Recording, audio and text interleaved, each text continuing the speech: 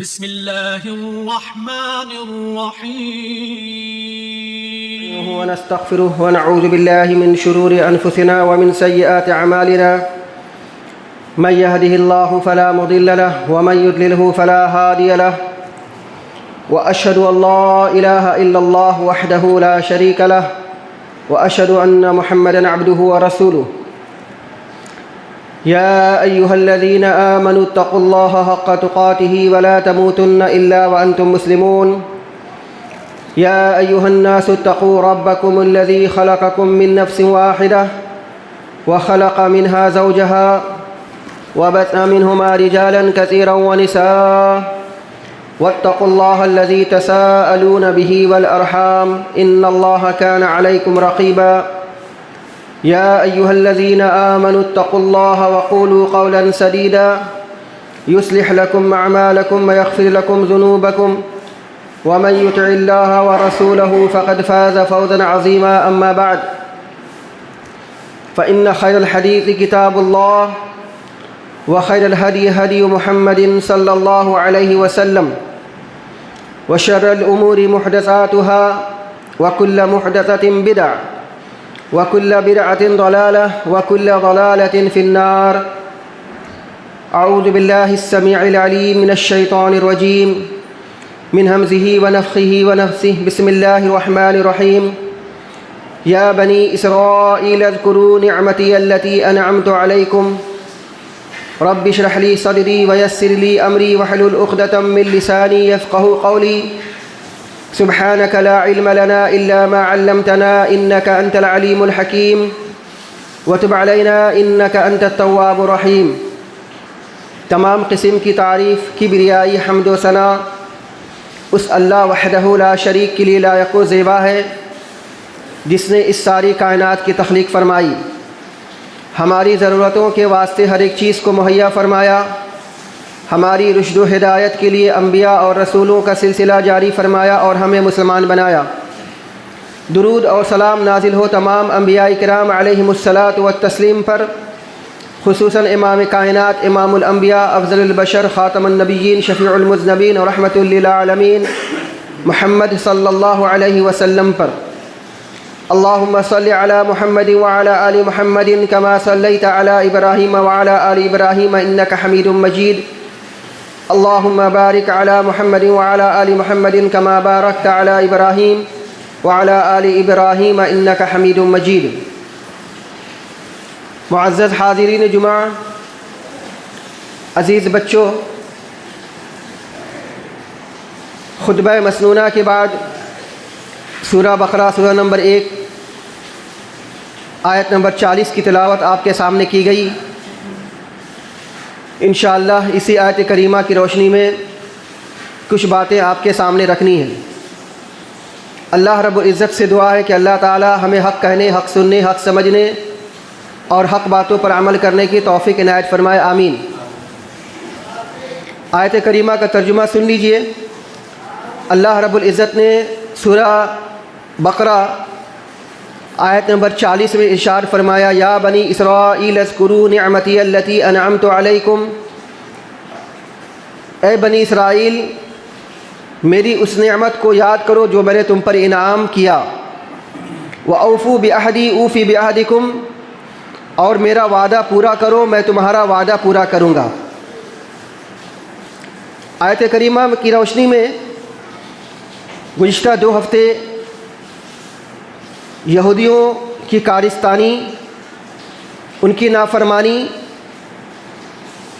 ان کی سرکشی اور اسی طریقے سے اللہ سبحانہ و تعالی نے جو ان پر عذاب نازل کیا، جو ان کو سزائیں دیں، ان ساری باتوں کی تفصیلات بیان کی جا چکی ہیں۔ انشاءاللہ پھر اسی آیت کریمہ کی روشنی میں یہودیوں کی کارستانی، ان کی نافرمانی اور اللہ سبحانہ و تعالی نے ان کو دنیا کے اندر میں کیسے کیسے دردناک عذاب سے دوچار کیا، ان ساری باتوں کی تفصیلات آپ کے سامنے میں بیان کی جائیں گی۔ دراصل ان باتوں کی تفصیل بیان کرنے کا مقصد یہ ہے کہ ہم یہودیوں کے اصل چہرے کو پہچانیں، یہودیوں کی حقیقت کو سمجھیں، کیونکہ ہم میں سے بہت سارے بھائی ایسے ہیں کہ جو یہودیوں کے چہرے کو پہچانتے نہیں ہیں اور ان کی چکنی چوپڑی باتوں میں آ کر کے ان کی روش اور ان کی عادات و اطوار کو اپنا لیتے ہیں۔ اللہ سبحانہ و تعالیٰ نے قرآن مجید میں یوں ہی بڑی تفصیل کے ساتھ میں یہودیوں کا ذکر نہیں کیا، بلکہ اللہ سبحانہ و تعالیٰ نے سب سے زیادہ قرآن مجید کے اندر میں یہودیوں کا ذکر کیا، بڑی تفصیل کے ساتھ میں کیا۔ یہ اس وجہ سے کہ نبی کریم صلی اللہ علیہ وسلم کی امت یہودیوں کی کارستانی اور ان کی حقیقتوں سے واقف ہوں، اور نہ صرف ان کی کارستانیوں اور حقیقتوں سے واقف ہوں بلکہ ان کے روش کو اپنانے سے بچنے کی کوشش کریں۔ کہیں ایسا نہ ہو کہ جیسا اللہ سبحانہ و تعالیٰ نے دنیا کے اندر میں ان کو دردناک عذاب سے دوچار کیا، اللہ سبحانہ و تعالیٰ ہمیں بھی ایسے ہی دردناک عذاب میں مبتلا کر دے۔ ہمیں بھلے سے پتہ نہ چلتا ہو کہ ہم کس عذاب میں گرفتار ہیں، لیکن ہم مصیبتوں اور پریشانیوں سے گزر رہے ہیں۔ ہو نہ ہو جن مصیبتوں اور پریشانیوں اور تکالیف سے ہم گزر رہے ہیں وہ ان یہودیوں کی روش اپنانے کا نتیجہ ہو جو اللہ رب العالمین نے ہمیں سزا کے طور پر دیا۔ آج بھی فلسطین پر جو بمباری ہو رہی ہے، یا اسی طریقے سے جو مسلمانوں کے صفایا کرنے کی بات کہی جا رہی ہے، اس کے پیچھے یہودیوں کا بہت سارا دماغ ہے، بہت ساری ٹیکنالوجی ہے، بہت سارا روپیہ پیسہ ہے، اور اسی طریقے سے ان کا بہت لمبی پلاننگ ہے جو آج وہ کر رہے ہیں۔ یہ صرف 2-4 سال یا 50 سال 100 سال کی بات نہیں ہے، بلکہ یہ ان کی ہزاروں سال کی پلاننگ ہے جو آج یہ لوگ انجام دے رہے ہیں۔ تو اللہ سبحانہ و تعالیٰ نے تو 1500 سال پہلے ہمیں قرآن مجید کے اندر میں باخبر کر دیا تھا تاکہ ہم یہودیوں کی کارستانی کو سمجھیں، اور ان کی جو 1000 سالہ پروگرام چلا آ رہا ہے، جو پلاننگ چلی آ رہی ہے، ہم ان کے پلاننگ کو سمجھ کر کے ان کے مطابق ہم عمل کو انجام دیں، ہم اپنے آپ کو تیار کر کے رکھیں۔ لیکن افسوس تو یہ ہے کہ مسلمانوں نے سوائے قرآن خوانی کرنے کے اور گھروں میں چہارم اور چالیسواں پڑھنے کے قرآن کریم کو اور کچھ سمجھا ہی نہیں ہے۔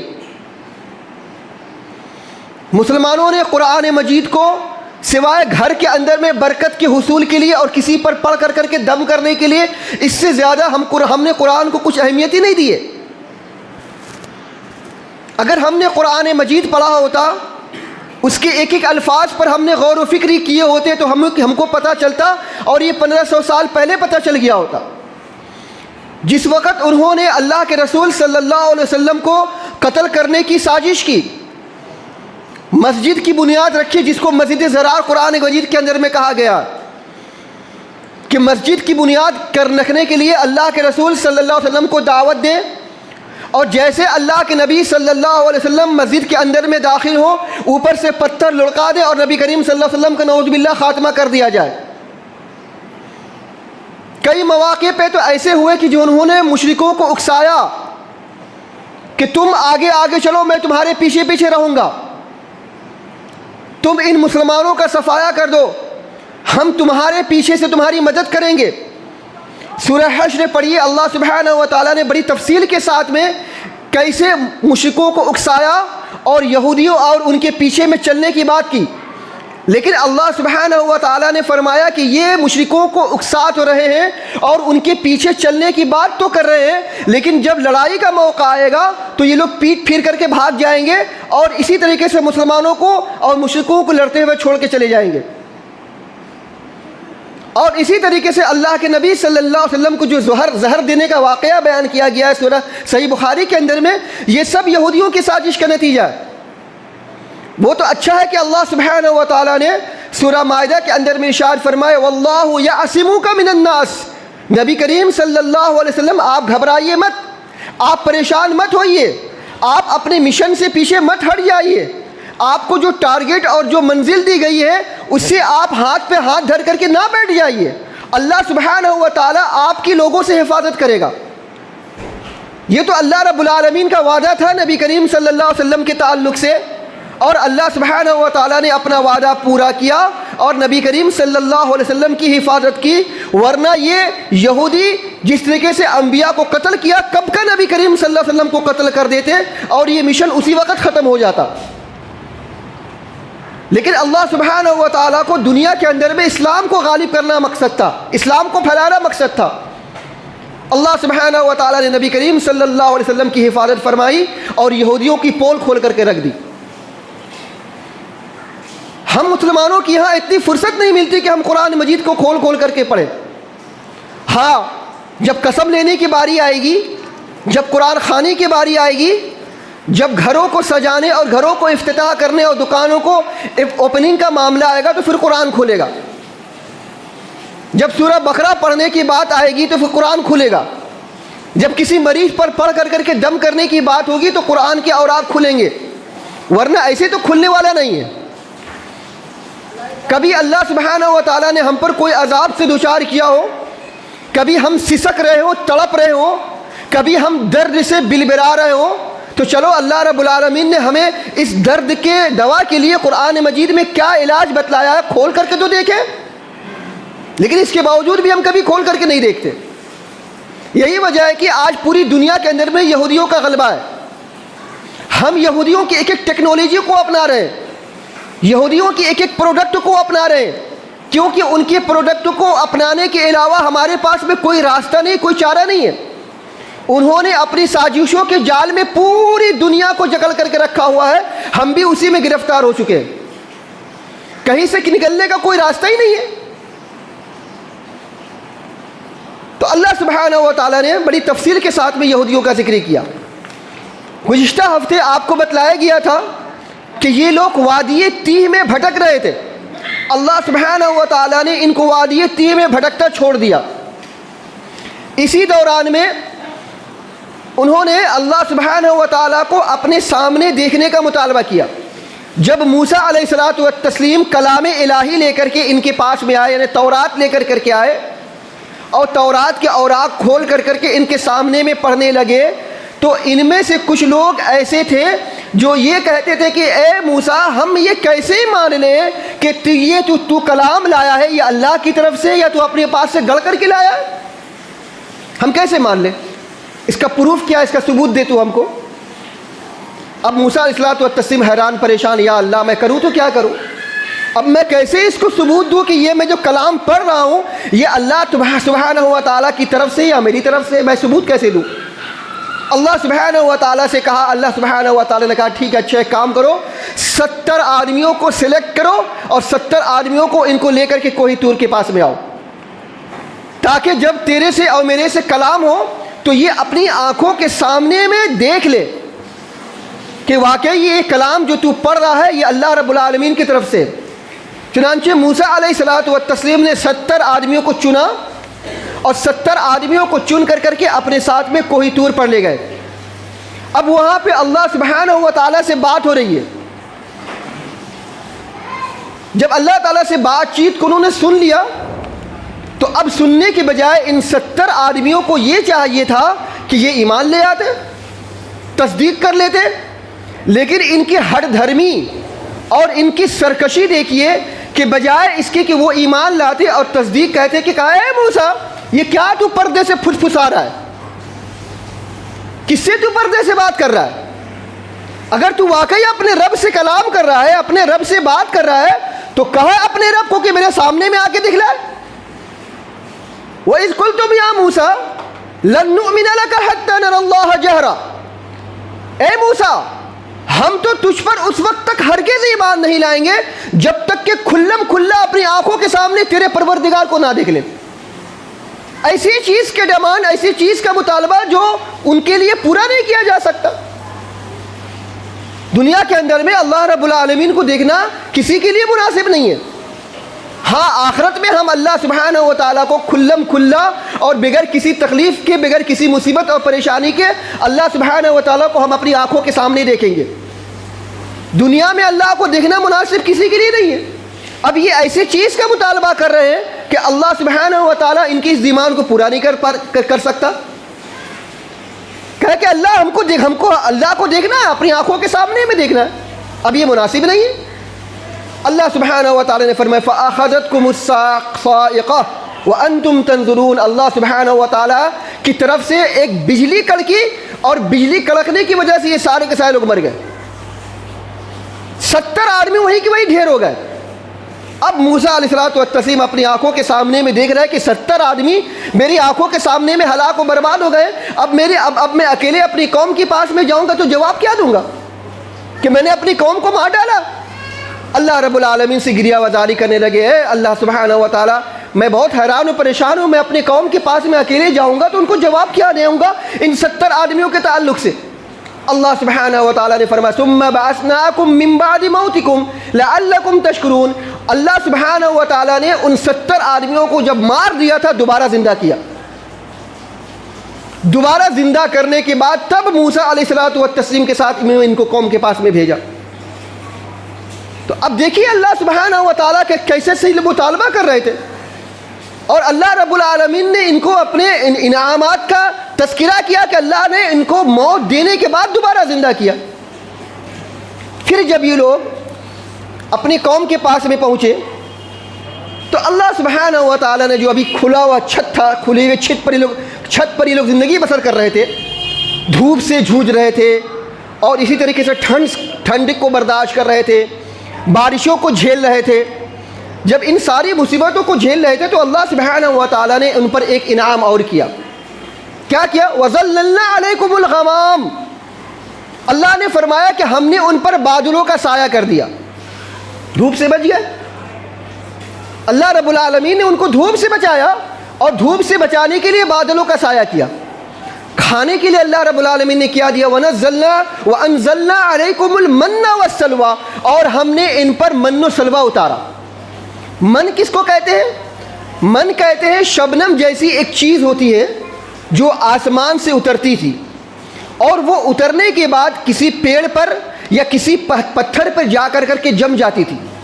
جب اس کو کھاتے تھے تو کھانے میں شہد جیسا فلیور ملتا تھا، شہد جیسا لطف ملتا تھا، مزہ ملتا تھا. تو شہد جیسی چیز تھی وہ من جس کے وہ لوگ کھاتے تھے. اور سلوہ بٹیر جیسی کوئی چڑیا تھی جو اللہ رب العالمین ان پر اتارتا تھا. تو ان کو بیٹھے بٹھائے بغیر کسی حرکت کیے ہوئے، بغیر کسی کھٹنے کے، محنت کرنے کے، ادھر سے ادھر کرنے کے، بیٹھے بیٹھے ان پر اچھا کھانا مل رہا تھا، من سلوہ نازل ہو رہا تھا. جہاں تک تعلق ہے پینے کی تو اللہ سبحانہ و تعالیٰ نے فرمایا وَإِذِ اسْتَسْقَىٰ مُوسَىٰ لِقَوْمِهِ فَقُلْنَا اضْرِب بِّعَصَاكَ الْحَجَرَ. انہوں نے کہا کہ اے موسیٰ اپنے پروردگار سے کہو کہ ہمارے لیے پانی برسائے، پانی دے ہمیں پینے کے لیے. تو اللہ نے فرمایا کہ ہم نے موسیٰ کو کہا کہ اپنی لاٹھی کو پتھر پر مارو. موسیٰ علیہ الصلوۃ والتسلیم نے اپنی لاٹھی کو پتھر پہ مارا تو ان پتھروں سے 12 چشمے جاری ہو گئے. اس وقت بنی اسرائیل کی 12 قبیلے تھے اور 12 قبیلوں کے حساب سے اللہ سبحانہ و تعالیٰ نے ان پتھروں سے 12 چشمے جاری کر دیے. اللہ نے فرمایا قد علیم کل اناس مشربہم. ہر قبیلے نے اپنے چشمے کو پہچان لیا اور اپنے چہروں کو اپنے پہچاننے کے بعد ان سے پانی پینے لگے.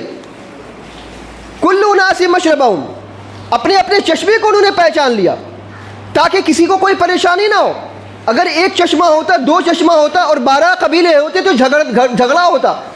وہ کہتا ہم پہلے پئیں گے، وہ کہتا ہم پہلے پئیں گے.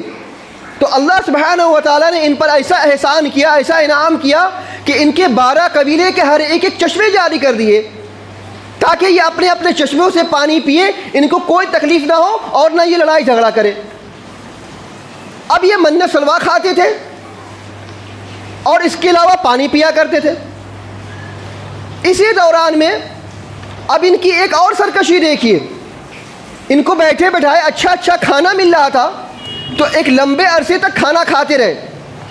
تو تو انہوں نے کہا وَإِذْ قُلْتُمْ يَا مُوسَىٰ لَن نَّصْبِرَ عَلَىٰ طَعَامٍ وَاحِدٍ فَادْعُ لَنَا رَبَّكَ يُخْرِجْ لَنَا مِمَّا تُنبِتُ الْأَرْضُ مِن بَقْلِهَا وَقِثَّائِهَا وَفُومِهَا وَعَدَسِهَا وَبَصَلِهَا۔ انہوں نے کہا کہ اے موسیٰ ابھی ہم کب تک یہ ان ایک کھانوں پر برداشت کریں گے؟ کب تک یہ ان کھانوں پر ایک کھانوں پہ اور ایک ہی کھانا من سلوا؟ لَن نَّصْبِرَ عَلَىٰ طَعَامٍ وَاحِدٍ فَادْعُ لَنَا رَبَّكَ يُخْرِجْ لَنَا مِمَّا تُنبِتُ الْأَرْضُ۔ اپنے پروردگار سے کہو کہ زمین سے بھی کچھ اگائے، آسمان سے ڈیلی ہم کھاتے کھاتے تھک گئے۔ اتنی بدبخت قوم، اتنی سرکشی قوم، آپ کو بتلایا جا رہا ہے کہ ان کی دیکھیے، ان کا اخلاق اور کردار دیکھیے، کتنے گرے ہوئے یہ لوگ تھے کہ اللہ سبحانہ و تعالیٰ ان کو من سلوا نازل فرما رہا ہے تو یہ لوگ کہہ رہے ہیں کہ ہم زمین سے جو چیز اگے وہ ہم کھائیں گے، من سلوا ہم کب تک کھائیں گے؟ ہمیں کچھ الگ چاہیے، کچھ ٹیسٹ میں ہمیں بدلنا چاہیے۔ تو زمین سے جو اگے دال، سبزی، لہسن، پیاز، یہ سب کھائیں گے ہم۔ اور اس کے بعد اسی دوران میں اللہ سبحانہ و تعالیٰ نے ارض مقدس پہ ان کو داخل ہونے کا، فلسطین میں داخل ہونے کا حکم دیا۔ بیت المقدس اللہ رب العالمین کے حکم سے فتح ہو گیا۔ فتح ہونے کے بعد اللہ سبحانہ و تعالیٰ نے ان کو کہا کہ ٹھیک ہے، اب بیت المقدس میں آرام اور سکون کے ساتھ میں داخل ہو جاؤ۔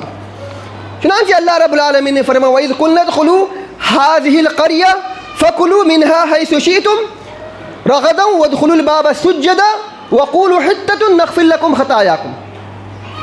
جب بیت المقدس فتح ہو گیا تو اللہ سبحانہ و تعالیٰ نے فرمایا کہ جب تم اس شہر کے اندر میں داخل ہو تو تمہارے داخل ہونے کی کیفیت یہ ہونی چاہیے کہ تمہارے سر جھکے ہوئے ہونے چاہیے۔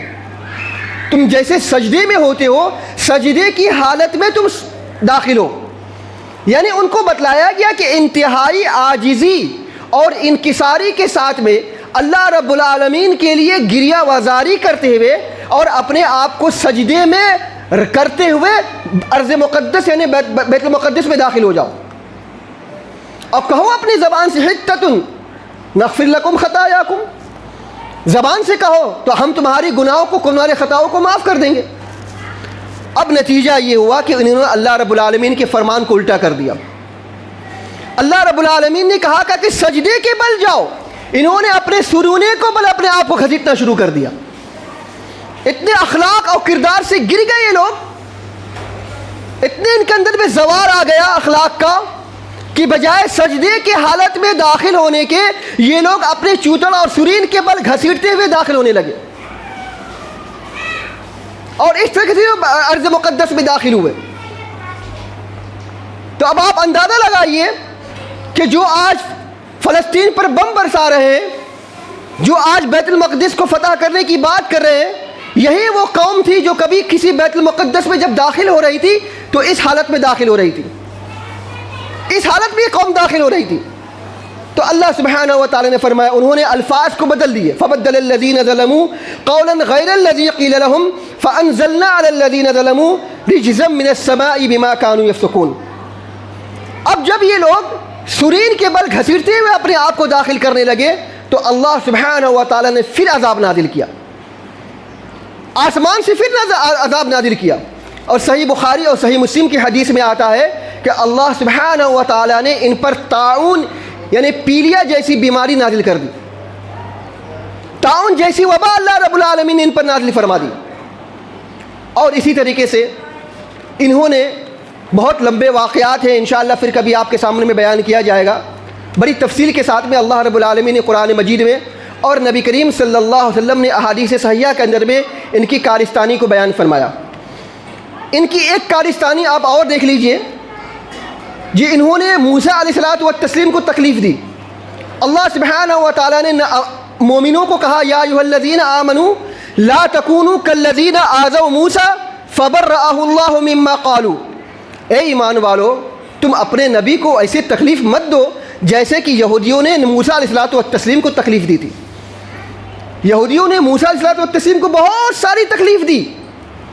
ان تکالیف میں سے ایک تکلیف کا ذکر اللہ سبحانہ و تعالیٰ نے سورہ احزاب کے اندر میں کیا۔ وہ یہ تھا کہ بنی اسرائیل کی یہ قوم جب نہاتی تھی تو کھلے طور پہ نہاتی تھی، ننگے سب کے سامنے میں نہاتے تھے۔ آپس میں یہ لوگ نہاتے تھے تالاب میں یا سمندر یا دریا کے کنارے میں، تو ننگے نہاتے تھے، نہ ان کی جسم پر ایک کپڑا ہوتا تھا، نہ یہ لوگ پردہ کرتے تھے، سب کے سامنے میں کھلم کھلا نہاتے تھے۔ لیکن موسیٰ علیہ السلام ایک الگ پردے میں جا کر کے ایک دیوار کے اوٹ میں جا کر کے نہایا کرتے تھے۔ اب انہوں نے موسیٰ علیہ السلام کو یہ کہنا شروع کر دیا کہ نعوذ باللہ ان کو برص کی بیماری ہے، ان کے جسم پر چمڑے کی بیماری ہے، جس کی وجہ سے یہ لوگ ہمارے سامنے میں نہیں آتے، یہ لوگ ننگے نہاتے تھے۔ ایک مرتبہ موسیٰ علیہ السلام اپنی عادت کے مطابق کسی دیوار کے اوٹ لے کر کے غسل کر رہے تھے، اور اپنے کپڑے کو اتارا اور کپڑے کو اتار کر کے ایک پتھر پہ رکھ دیا۔ اب قوم وہاں پہ ننگے نہا رہی ہے۔ اللہ سبحانہ و تعالیٰ کو دکھانا مقصود تھا کہ دیکھیے کہ جس طریقے سے یہ لوگ موسیٰ علیہ السلام کے بارے میں ایسی بات کر رہے ہیں، موسیٰ علیہ السلام ساری بیماریوں سے پاک و صاف ہیں۔ چنانچہ جب یہ موسیٰ علیہ السلام غسل کر رہے تھے تو پتھر موسیٰ علیہ السلام کا کپڑا لے کر کے بھاگا۔ اب موسیٰ علیہ السلام جب نہا کر کے باہر آئے تو دیکھا کہ پتھر میرے کپڑے کو لے کر کے بھاگا جا رہا۔ موسیٰ علیہ السلام اس پتھر کے پیچھے دوڑنے لگے، یہ کہتے صوبی یا حجر، اے پتھر میرا کپڑا چھوڑ، اے پتھر میرا کپڑا چھوڑ۔ لیکن پتھر بھاگا چلا جا رہا تھا۔ بھاگتے بھاگتے پتھر جا کر کے وہاں رکا جہاں ان کی قوم نہا رہی تھی۔ موسیٰ علیہ السلام بھی اس پتھر کے پیچھے بھاگتے بھاگتے قوم کے پاس چلے گئے۔ تو قوم نے دیکھا کہ موسیٰ علیہ السلام ماشاء اللہ خوبصورت ہے، ان کا جسم بہت خوبصورت ہے، نہ ان کی جسم پر کسی قسم کا کوئی داغ ہے، نہ ان کی کوئی بیماری ہے۔ تب اللہ سبحانہ و تعالیٰ نے اس پتھر کے ذریعے سے یہ دکھایا اس قوم کے کہ موسیٰ علیہ السلام سارے عیبوں سے اور ساری بیماریوں سے پاک ہے۔ موسیٰ علیہ السلام جلالی قوم تو تھے، صحیح بخاری کی حدیث میں آتا ہے کہ لاٹھی لیا اور لاٹھی لے کر کے اتنا زور سے پتھر پہ مارا کہ 6 یا 7 نشان پڑ گئے۔ اب آپ اندازہ لگائیے کہ اگر پتھر پہ کوئی لاٹھی مارے تو پتھر پہ نشان پڑ سکتا ہے کیا؟ پتھر پہ اگر پتھر ماری جائے یا پتھر پہ لوہا ماری جائے تو پتھر پہ تھوڑی سی ضرب آ سکتی ہے، تھوڑا سا پھٹ سکتا ہے، تھوڑا سا نشان پڑ سکتا ہے، لیکن پتھر پہ ڈنڈا مارنے سے یا لاٹھی مارنے سے اس پر کیا نشان آ سکتا ہے؟ لیکن صحیح بخاری کی حدیث ہے کہ موسیٰ علیہ السلام نے اس قدر غصہ کی شدت میں، غصہ کے عالم میں مارا کہ پتھر پہ 6 یا 7 نشانات پڑ گئے، 1 2 نہیں بلکہ 6 یا 7 نشانات۔ تو اس طریقے سے اللہ سبحانہ و تعالیٰ نے موسیٰ علیہ السلام کو ان کی قوم کے سامنے میں دکھلایا کہ موسیٰ علیہ السلام ہر قسم کی بیماریوں سے پاک ہے۔ اسی طریقے سے اللہ سبحانہ و تعالیٰ نے کئی مقامات پر یہودیوں کی حیلہ اور ان کے بہانے اور ان کی چال بازیوں کا ذکر کیا۔ مثال کے طور پہ اصحاب السبت، اللہ رب العالمین نے فرمایا، اصحاب السبت کا مطلب کیا ہے؟ سنیچر والے۔ سنیچر والے کا واقعہ کیا ہے؟ سنیچر والے کا واقعہ یہ واقعہ ہوا تھا داؤد علیہ السلام کے زمانے میں، اور واقعہ یہ تھا کہ اللہ سبحانہ و تعالیٰ نے ان یہودیوں کو سنیچر کے دن میں چھٹی کرنے کا حکم دیا تھا۔ آج بھی یہ قوم سنیچر کے دن چھٹی کرتی ہے، یہودیوں کی یہاں آج بھی سنیچر کی یہاں چھٹی منائی جاتی ہے۔ تو اللہ سبحانہ و تعالیٰ نے سنیچر کو کہا تھا کہ تم چھٹی کرنا، کوئی کام کاج مت کرنا، یہاں تک کہ سمندر میں اور دریاؤں میں مچھلی بھی پکڑنے کے لیے مت جانا۔ روایت کے اندر میں آتا ہے کہ اتفاق سے مچھلیاں سمندر میں یا تالاب میں سارے دن تو ڈبکے پڑی رہتی تھی، لیکن سنیچر کے دن میں بالکل سامنے میں آ جایا کرتی تھی۔ جس دن اللہ سبحانہ و تعالیٰ نے ان کو سنیچر کے دن مچھلی پکڑنے سے منع کیا، اتفاق سے اسی دن مچھلیاں زیادہ آتی تھی، لیکن انہوں نے اللہ رب العالمین کی نافرمانی کی۔ اور چال بازی کیسی کی؟ چال بازی یہ کہ سنیچر کی رات کو انہوں نے دریا یا سمندر کے بغل میں ایک گڈھا کھود دیا تاکہ پانی جب آئے تو پانی کے ساتھ ساتھ میں ساری مچھلیاں بھی آ جائیں۔ سنیچر کی رات کو یہ لوگ انہوں نے گڈھا کھود دیا، اور جیسے ہی سنیچر کا دن گزرا اتوار کو گئے اور اتوار کو جا کر کے انہوں نے مچھلیاں پکڑ لی۔ لوگوں کے سامنے میں یہ باور کرانے لگے کہ دیکھو ہم نے سنیچر کو کہاں مچھلی پکڑی ہے، ہم نے تو اللہ رب العالمین کے حکم کو بجائے لایا ہے، ہم نے تو اتوار کو مچھلی پکڑی ہے۔ ان کی چال بازی دیکھیے، سنیچر کو گڈھا کھودتے تھے اور اسی گڈھے سے ساری مچھلیاں باہر اندر آ جایا کرتی تھیں اور اتوار کی رات کو جا کے پکڑ لیا کرتے تھے۔ اسی کو اللہ سبحانہ و تعالیٰ نے اصحاب السبت کہا ہے، شنیچر دن کے واقعہ، شنیچر والے دن کا واقعہ۔ اور اللہ سبحانہ و تعالیٰ نے ان کو اتنی دردناک سزائیں دی کہ اللہ سبحانہ و تعالیٰ نے کہا کونوا قردۃ خاسئین، کہ تم لوگ ذلیل بندر بن جاؤ۔ اللہ سبحانہ و تعالیٰ نے ان کو ذلیل بندر اسی وقت بنا دیا ان کی چال بازیوں کے نتیجے میں۔ اور آگے اللہ سبحانہ و تعالیٰ نے سورہ بقرہ سورہ مائدہ کے اندر میں ارشاد فرمایا کہ اللہ سبحانہ و تعالیٰ نے ان کو خنزیر بنا دیا، اللہ رب العالمین نے ان کو بندر بنا دیا۔ صحیح بخاری وغیرہ کی روایت کے مطابق اللہ سبحانہ و تعالیٰ نے ان کو چوہا بنا دیا۔ انہوں نے ایسے ایسے کارستانیاں کی جن کے نتیجے میں اللہ سبحانہ و تعالیٰ نے ان کو دردناک عذاب میں مبتلا کیا۔ اور اسی طریقے سے انہوں نے اللہ سبحانہ و تعالیٰ کے بارے میں کتنی بڑی بات کہی، آپ اندازہ لگائیے۔ جب اللہ سبحانہ و تعالیٰ نے مومنوں کو یہ کہا من ذا الذی یقرض اللہ قرضا حسنا، کون ہے جو اللہ رب العالمین کو بہترین قرض دے، قرض حسنہ دے؟ تو انہوں نے کہا ان اللہ فقیر ونحن اغنیاء، بے شک نعوذ باللہ من ذالک اللہ فقیر ہے۔ انہوں نے اللہ کو فقیر کہہ دیا اور کیا کہنے لگے ونحن اغنیاء، کہ ہم مالدار ہیں۔ ان اللہ فقیر ونحن اغنیاء، کہ بے شک اللہ فقیر ہے اور ہم مالدار ہیں۔ اللہ کو انہوں نے فقیر کہہ دیا۔ اور آگے اللہ سبحانہ و تعالیٰ سورہ مائدہ کے اندر میں ارشاد فرمایا وقالت الیہود ید اللہ مغلولہ، اللہ کے ہاتھ بندھے ہوئے ہیں، اللہ بخیل ہے، اللہ کنجوس ہے، نعوذ باللہ من ذالک۔ انہوں نے اللہ کے بارے میں کہا کہ اللہ کنجوس ہے، اللہ کے ہاتھ بندھے ہوئے۔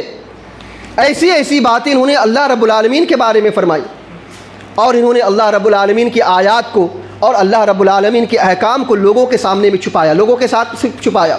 صحیح بخاری کی حدیث میں کہ ان میں سے کسی کے یہاں کوئی زنا کرتا تھا تو یہ لوگ سزائے نہیں دیتے تھے۔ جو امیر آدمی ہوتے تھے، جو مالدار آدمی ہوتے تھے، ان سے کچھ پیسے لے لیتے تھے اور لے کر کے ان کو چھوڑ دیا کرتے تھے، اور جو غریب آدمی ہوتے تھے تو ان پر تورات کے احکام کو نازل کرتے تھے۔ مثال کے طور پہ کسی نے زنا کیا، اگر وہ غریب آدمی ہے تو اس کو رجم کرتے تھے۔ کسی نے قتل کیا، اگر غریب آدمی ہے تو قتل کے بدلے میں قتل کر دیا کرتے تھے۔ لیکن اگر کوئی مالدار آدمی زنا کر لیتا تھا، کوئی مالدار آدمی قتل کر ڈالتا تھا، یا کوئی مالدار آدمی کوئی بہت بڑا جرم کر ڈالتا تھا، تو اس مالدار آدمی سے رشوت لیتے تھے، پیسے لیتے تھے، اور پیسے لے کر کے یہ لوگ کیا کرتے تھے، اس مالدار آدمی کو چھوڑ دیا کرتے تھے اور غریب آدمی کو سزا دیا کرتے تھے، غریب آدمی کو سزا دیا کرتے تھے۔ اسلام کے اندر میں، ہمارے اسلام کے اندر میں ایک چیونٹیوں کو مارنا بھی جرم ہے۔ صحیح بخاری کی حدیث میں اللہ کے نبی صلی اللہ علیہ وسلم ارشاد فرماتے ہیں کہ انبیاء میں سے کوئی نبی کسی ایک درخت کے نیچے میں گئے، وہاں پہ ان کو ایک چیونٹی نے کاٹ لیا، نتیجے کے طور پہ وہ نبی اتنا غصہ ہوئے کہ چیونٹیوں کی ساری بلوں کو جلانے کا حکم دے دیا۔ انہوں نے ساری چیونٹیوں کو جلا دیا۔ اللہ سبحانہ و تعالیٰ کو اتنا غصہ ہوا کہ اللہ سبحانہ و تعالیٰ نے اس نبی سے کہا کہ تم کو ایک چیونٹیوں نے کاٹا تھا، تم نے ساری چیونٹی کو جلا دیا، ساری چیونٹی کو تم نے جلا دیا۔ اگر حماس نے بم برسایا تھا اسرائیل کے اندر میں تو کیا جواز ملتا ہے کہ تم سارے معصوم لوگوں کو قتل کر دو؟ اگر کسی نے ایک بم باری کی ہے، کسی نے ایک بم کائن کیا ہے، کسی نے ایک بم برسایا ہے، تو اس کا کیا مطلب ہے کہ تم پوری قوم کو اور پورے غریب کو اور پورے معصوم لوگوں کو قتل کر دو؟ اسلام کے اندر میں یہ حکم نہیں ہے۔ اللہ سبحانہ و تعالیٰ فوراً غصہ ہوئے اس نبی پر کہ تم کو ایک چیونٹی نے ڈسا تھا، ایک چیونٹی نے کاٹا تھا، تم اتنا غصہ میں آ گئے کہ تم نے ساری چیونٹی کو جلا دیا۔ ہمارے اسلام کے اندر میں ایک جانور کو سزا دینا بھی جرم ہے، ایک جانور کو تڑپا کر کے مارنا بھی جرم ہے۔ اللہ سبحانہ و تعالیٰ نے دیکھیے کیسے ایک بلی، جو ایک بڑھیا عورت جو پارسا تھی، نیک تھی، پرہیزگار تھی، عبادت گزار تھی، وہ اپنی بلی کو باندھ کر کے چھوڑ کے چلی گئی۔ اس بلی کو نہ کھانا دیا نہ پانی دیا، نتیجے کے طور پہ بلی تڑپ کر کے مر گئی۔ اللہ کے نبی صلی اللہ علیہ وسلم نے فرمایا کہ وہ بڑھیا کہاں چلی گئی؟ جہنم کے اندر میں چلی گئی۔ ہمارے اسلام کے اندر میں کسی جانور کو تڑپا کر کے مارنا بھی یہ بہت بڑا جرم مانا جاتا ہے۔ یہی وجہ تھی کہ اللہ کے رسول صلی اللہ علیہ وسلم نے فرمایا کہ اگر کوئی چھپکلی کو مارتا ہو تو اگر ایک ضربے میں مار دے، یعنی ایک مرتبہ بھی مار دے تو اس کو 100 نیکی، 2 مرتبہ بھی مارے تو اس کو 75 نیکی، اور 3 مرتبہ بھی مارے تو اس کو 50 نیکی۔ یہ ایک مرتبہ بھی مارنے کا 100 نیکی کا حکم کیوں دیا گیا، یا 100 نیکی کی تاکید کیوں کی گئی؟ یہ اس وجہ سے تاکہ کسی جانور کو جس کو مارنے کا حکم دیا گیا ہے اس کو تڑپا کر کے نہ مارا جائے، بلکہ ایک ہی مرتبہ میں اس کا کام ختم کر دیا جائے۔ یہی وجہ تھی کہ ذبح کے موقع پہ اللہ کے رسول صلی اللہ علیہ وسلم نے فرمایا کہ جب تم ذبح کرنے کے لیے جاؤ تو چھری کو خوب تیز کر لو، تاکہ اگر چھری تیز نہ ہو تو اس کو تکلیف ہوگی، اور اگر تم چھری تیز کر کے اس کے گردن پہ چھری چلاؤ گے تو ایک ہی مرتبہ میں اس کی رگ کٹ جائے گی اور اس کا کام تمام ہو جائے گا۔ اور اسی طریقے سے اللہ کے رسول صلی اللہ علیہ وسلم نے کسی جانور کے سامنے میں قتل کرنے کا، ان کو ذبح کرنے کا حکم نہیں دیا تاکہ اس کو تکلیف نہ ہو۔ تو اس شریعت اسلامیہ کے اندر میں کسی جانور کو تکلیف دینے، اس کو ناحق مارنے کا حکم نہیں کیا گیا۔ قرآن کریم میں اللہ سبحانہ و تعالیٰ نے ارشاد فرمایا من قتل الناس، کسی انسان نے کسی انسان کو قتل کیا، ناحق قتل کیا، فکأنما قتل الناس جميعا، گویا کہ اس نے ساری انسانیت کا قتل کیا۔ کوئی آدمی اگر کسی ایک آدمی کو قتل کر دیتا ہے تو گویا کہ ساری انسانیت کا قتل کر دیتا ہے۔ مثال کے طور پہ آپ نے کسی کو قتل کر دیا تو اس کے بدلے میں آپ کو قتل کیا جائے گا، یا آپ نے ظلمن آپ نے کسی کو قتل کر دیا، بدلے میں وہ کیا کرے گا کہ آپ کے 2 آدمی کو قتل کر دے گا۔ آپ کے 2 آدمی قتل ہوئے، آپ کیا کریں گے؟ بدلے کے طور پہ اس کی 4 آدمی کو قتل کر دیں گے۔ اس نے 4 آدمی کو قتل کیا، آپ بدلے کے طور پہ اس کے 10 آدمیوں کو قتل کر دیں گے۔ اس سلسلہ چلتا چلا جائے گا اور انسانیت ختم ہو جائے گی، انسانیت سب کے دل سے وہ ختم ہو جائے گی۔ تو اللہ سبحانہ و تعالی نے فرمایا کہ اگر کسی نے کسی کو ایک ناحق قتل کیا ہے تو گویا کہ اس نے ساری انسانیت کا قتل کیا۔ اسلام کے اندر میں کسی ایک چیونٹی کو ناحق مارنا بھی جرم ہے، کسی جانور کو سزا دینا بھی جرم ہے، کسی آدمی کو ناحق قتل کرنا، اس کو مارنا بھی گویا کہ پوری انسانیت کا قتل کرنے کے مترادف ہے۔ اسلام کے اندر میں یہ چیز ہے، لیکن ان یہودیوں کی کارستانی دیکھیے کہ آج یہ پوری انسانیت کو قتل کر رہے ہیں، پوری انسانیت کی لوگ ختم کر رہے ہیں۔ ہمیں قرآن مجید میں اللہ سبحانہ و تعالیٰ نے بڑی تفصیل کے ساتھ میں ان واقعات کو ذکر کیا ہے، ہمیں پڑھنے کی اور سمجھنے کی ضرورت ہے۔ بہت ساری باتیں ہیں، انشاءاللہ جمعہ کے اگلے خطبے میں یہودیوں کی چال بازیوں اور ان کی کارستانیوں کے سلسلے میں بہت سارے واقعات آپ کے سامنے میں بیان کیے جائیں گے۔ اللہ سبحانہ و تعالیٰ سے دعا ہے اللہ سبحانہ و تعالیٰ ہم سبوں کو یہودیوں کی کارستانی اور ان کی چال بازیوں سے بچنے کی توفیق عطا فرمائے۔